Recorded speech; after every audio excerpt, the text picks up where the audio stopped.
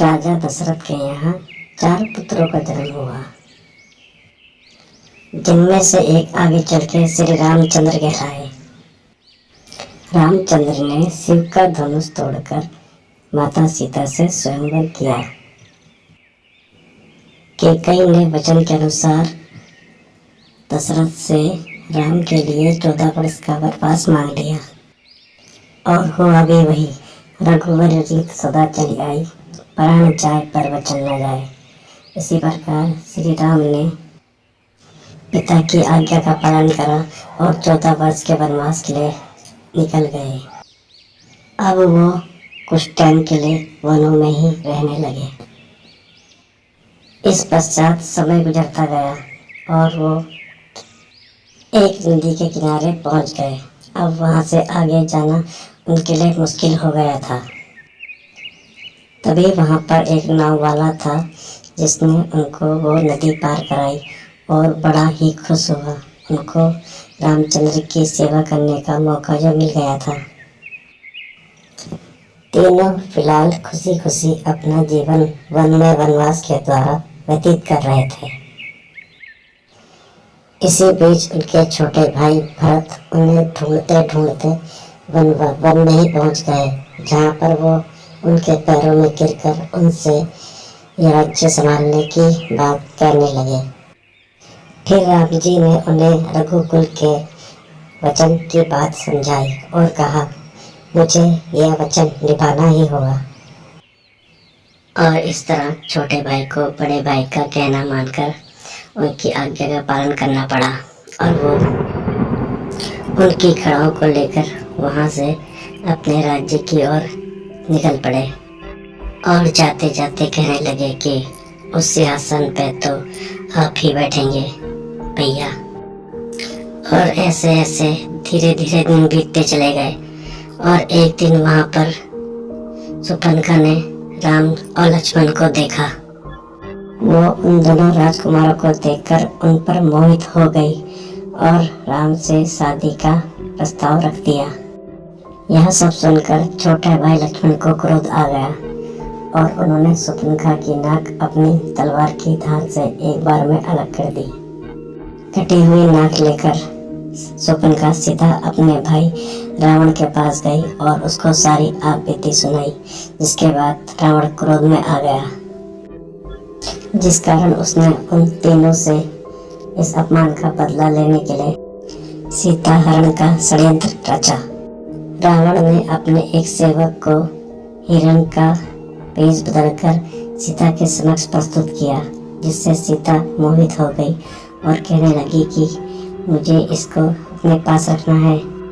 पर वो मायावी हिरण उनको अपने आवाज से बहुत दूर घने जंगलों की तरफ ले गया, और जब उसका शिकार करना चाहा तो वो एक राक्षस में तब्दील हो गया, और उसने मरते मरते श्री राम की आवाज में सीता सीता करके उनको याद किया, जिससे चिंतित होकर सीता लक्ष्मण जी से बोली कि आपके भाई जरूर किसी मुसीबत में है, जाओ जाके उनको बचाओ, उनकी सहायता करो। और लक्ष्मण जी माता सीता के आग्रह पर अपने बाण से लक्ष्मण रेखा खींचकर राम जी की खोज में निकल जाते हैं। इसी बीच वहां पर रावण भेष बदलकर ऋषि के भेष में वहां पहुंच जाता है और सीता माँ का अपहरण कर लेता है। और जब रावण सीता को हरण करके ले जा रहा होता है, तब जटायु नाम का पक्षी उन पर प्रहार कर देता है, जिससे वो घायल होकर जमीन पर गिर जाता है। इधर सीता को कुटिया के समीप न पाकर श्री राम जी बहुत ही चिंतित और व्याकुल हो जाते हैं। और इस तरह दोनों भाई सीता की खोज में वन में निकल जाते हैं, जहां इनको आगे जाके जटायु का घायल शरीर मिलता है, जिसे वो बड़े आराम से उठाकर अपने बाजुओं में रख लेते हैं। और फिर जटायु कहता है कि वो माँ सीता को दक्षिण दिशा की तरफ ले गया है। दक्षिण दिशा की तरफ जाते हुए रास्ते में माँ सबरी जी से मिले और उनके दिए हुए मीठे पेड़ भी खाए। सबरी ने हनुमान जी के बारे में उनको बताया कि आगे वो तुम्हारी सारी मदद करेंगे।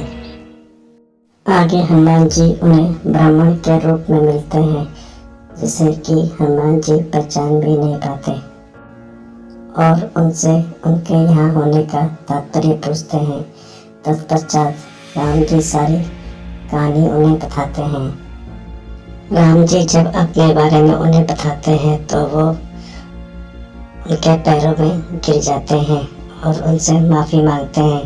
राम जी उन्हें उठाकर अपने गले से लगा लेते हैं और ये पल बहुत सुंदर होता है। जय श्री राम।